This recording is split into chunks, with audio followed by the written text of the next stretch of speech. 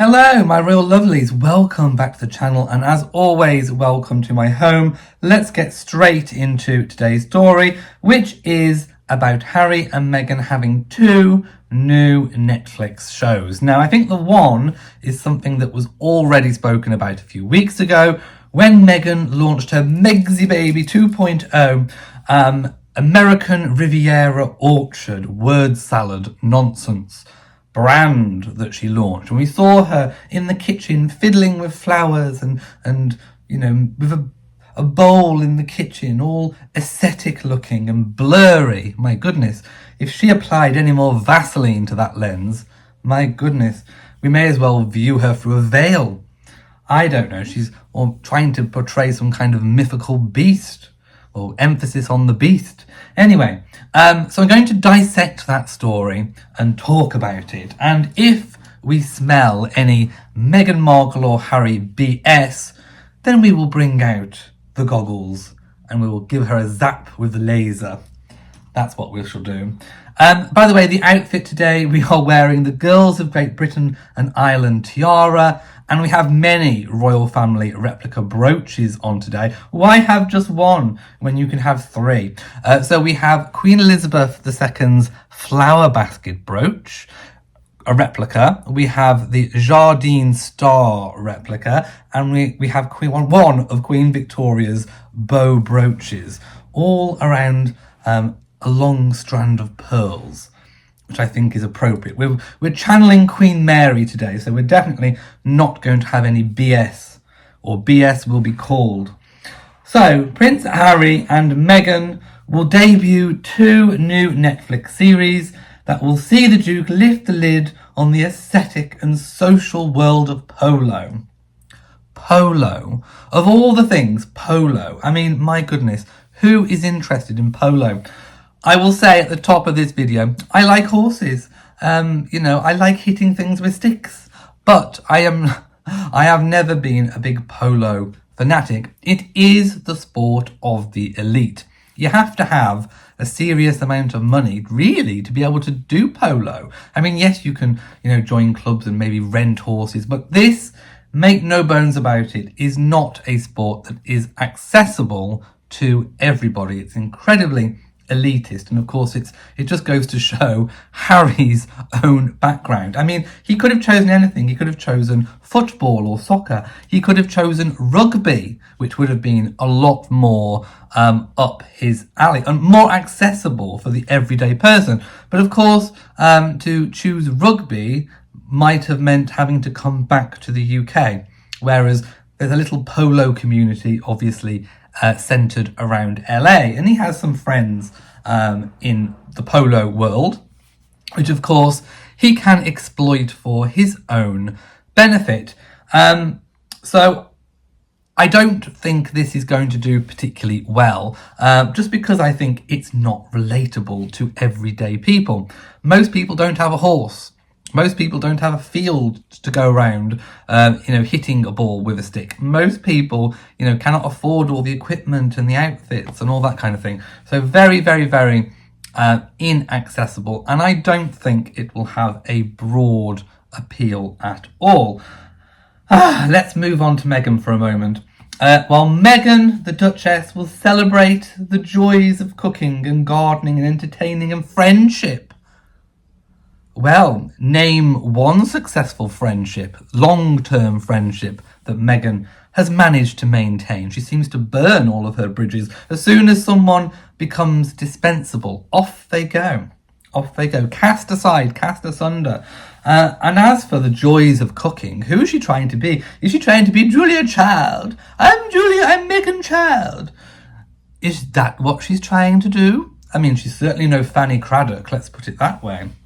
So I think that Netflix is, as I've said all along, trying to do damage limitation. They've paid them a certain amount of money, whatever the figure ends up being, and they want a little bit of output from Harry and Meghan, which of course has never ever been forthcoming. Just look how Spotify went down.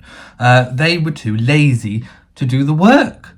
And I think it's the same with Netflix.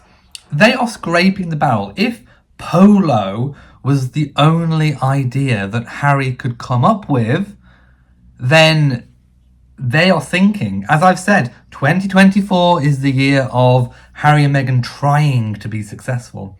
2025 will be the year it all comes undone. And I think this is the beginning of the death throw for Harry and Meghan. So I think the Polo will be an absolute flop. And as for Meghan's lifestyle brand, I cannot believe that Netflix is going to basically turn itself into, an even cheaper QVC.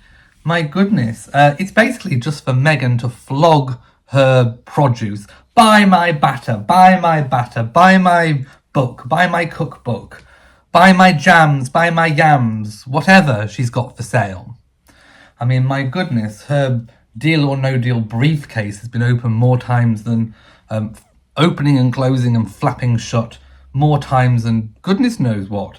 So Meghan, we see you. All you're trying to do is to flog your products. And I can't believe that Netflix is allowing you to do it.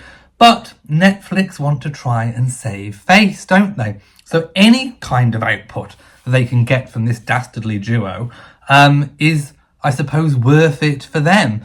Do I think that Archewell Productions will be producing it? Well, I think under the name, yes. And Harry and Meghan are supposed to be executive producers.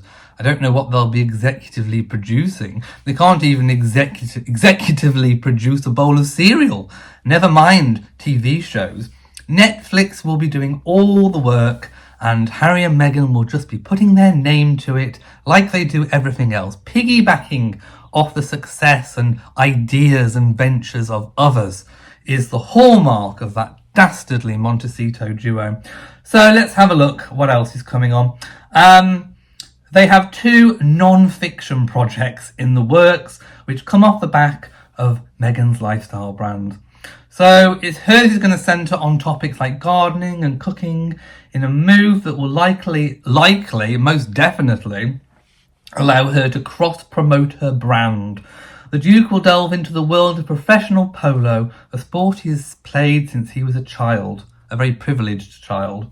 Announcing the news on the Archewell web. I'm going to announce. I've got a website to announce things. I mean, I'm going to have a website to announce things. Anyone can do that. The couple said Harry's series would focus on polo from the US Open Polo Championships in Wellington, Florida. It promises to provide viewers with unprecedented access to the world of professional polo. The question here is, does anybody want unprecedented access to the professional world of polo? I'm actually asking the question. Does anybody want? I mean, have you woken up in the middle of the night in a hot sweat saying, oh my goodness, I would love access. I would love unprecedented access to the world of professional polo. It's a word salad. And it's something that nobody has ever asked for. And I don't think when presented with it, most people will take the bait and watch it. They add, known primarily for its aesthetic and social scene, the series will pull the curtain back on the grit and passion of the sport, capturing players and all it takes to compete at the highest level. Well, we know what it takes to compete at the highest level of polo. Money, of which most people don't have that level of money. So again, it's completely unrelatable. So I'm going to give Harry's idea of lifting the lid on professional polo a red fan flap because it's completely ridiculous. Just like he hasn't got an idea at all. My goodness. It's completely ridiculous. The shows come as part of their 5-year deal due to end in 2025. And like I say, if this is all they can come up with, it will be the complete death throw. So let's have a look. The first series, we're talking about Meghan now, will celebrate the joys of cooking, gardening, blah, blah, blah. The show is being produced by Sony Pictures Television's The Intellectual Property Corporation, the company behind Hulu and the D'Amelio Show, and A&E's Lash Remney's Scientology in the Aftermath. My goodness. The Duchess is set to be an executive producer for Archewell alongside Channel Pinsnick, the company's head of NonFiction. Anyway, so it looks like they're, as I've suggested, as I predicted, it comes as no surprise that Archewell is just basically putting its name to other people's work. It seems like Sony is actually having a hand in producing it. So meanwhile, the second series will focus on the glitzy world of Polo, with the Prince joining Meghan and Pisnik as an executive producer on the second project. They can't executively produce cutting a grape. My goodness. So it has been shot during the US Open Polo Championship in Wellington, Florida. The show will go behind the scenes of the sport, blah, blah, blah. Yes, a completely elitist sport that nobody will have any relation to whatsoever. It's going to be a complete and utter flop. I cannot wait to dissect it almost frame by frame on this show. So thank you for watching this video. Do not forget that I do a Talk of the Crown, which is my live kind of visual podcast series every Thursday at 6 p.m. UK time.